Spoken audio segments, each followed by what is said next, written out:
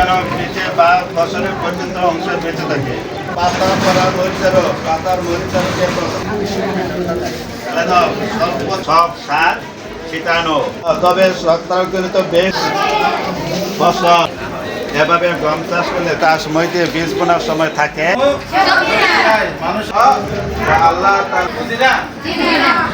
নাম মুসাম্মদ সুমাইয়া আক্তার। আমি আলিম দ্বিতীয় বর্ষের শিক্ষার্থী।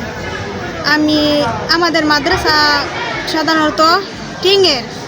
আমাদের মাদ্রাসায় নির্দিষ্ট মেয়েদের কোনো ওয়াশরুম নেই, নির্দিষ্ট কোনো নামাজখানা নেই, নির্দিষ্ট কোনো ওযুখানা নেই, নির্দিষ্ট কোনো একটা বসে থাকার জায়গা নেই, টিফিন খাওয়ার কোনো একটা সুব্যবস্থা নেই।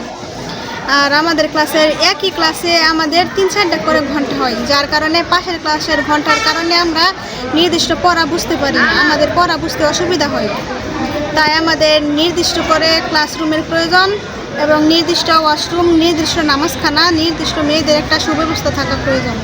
এই মাদ্রাসা এটা বহু পুরনো একটা প্রতিষ্ঠান, এখানে বহু ছাত্র লেখাপড়া করে। তো অনেক পুরনো প্রতিষ্ঠান যেহেতু এটা ভাঙাচোরা হয়ে গেছে, এখানে লেখাপড়া করার মতো কোনো সিস্টেম বা পরিবেশ নাই। তো এখানে লেখাপড়া করার জন্য আমি মনে করি যে কর্তৃপক্ষ যদিও এটা উদ্যোগ নেয় ভালো কিছু করার জন্য, তাহলে হয়তো ছেলেমেয়েরা ভালোভাবে লেখাপড়া করতে পারবে। আমি নার্গিসা ফিরোজ, সহকারী শিক্ষিকা, বাগান ইসলামী আলিম মাদ্রাসা। এখন 4র্থ পিরিয়ড চলছে, এই ক্লাস হচ্ছে 6ষ্ঠ শ্রেণী। আমি এখানে বিজ্ঞান শিক্ষিকা হিসাবে আছি।